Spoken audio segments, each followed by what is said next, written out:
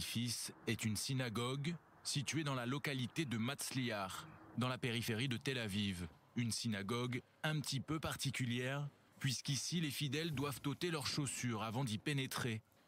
Et à l'intérieur, c'est à s'y méprendre. Des tapis ont remplacé les sièges, car les Juifs qui viennent prier ici ont pour coutume de le faire à même le sol, en s'agenouillant et en se prosternant.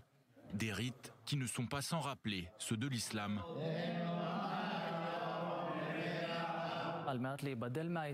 Aux alentours de 700 ans après Jésus-Christ, pour se différencier de l'islam, le judaïsme rabbinique a décidé de ne pas continuer à prier comme les musulmans et que la prière se ferait donc désormais de façon assise et plus en se prosternant.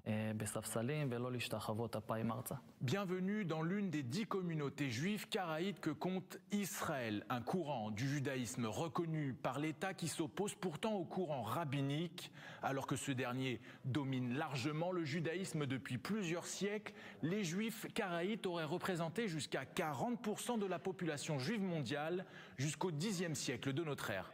C'est à partir de là qu'ils ont commencé à être considérés comme des hérétiques par les rabbins, qui ont cherché à les exclure de la communauté juive.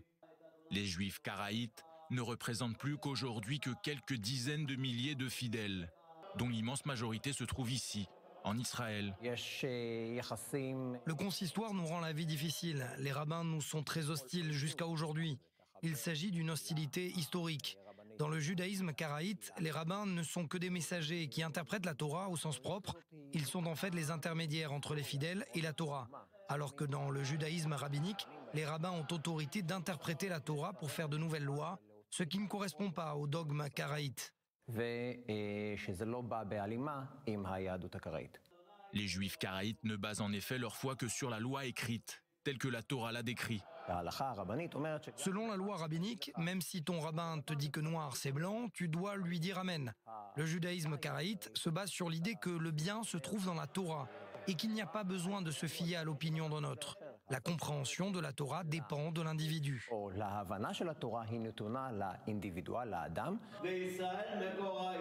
De son côté, le judaïsme rabbinique accorde davantage d'importance à la loi orale. Une loi orale interprétée par des hommes qui n'a donc rien de divin, selon le judaïsme karaïte.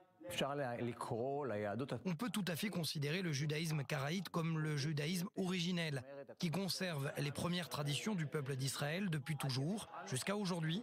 Le judaïsme karaïte, c'est en fait le diamant dans la couronne. Alors que la plupart des juifs du monde entier célèbrent cette semaine Hanouka, la fête des Lumières, les juifs karaïtes n'allumeront pas de bougies cette année encore, puisque Hanouka est une fête d'institution rabbinique qui n'est mentionnée à aucun moment dans la Torah.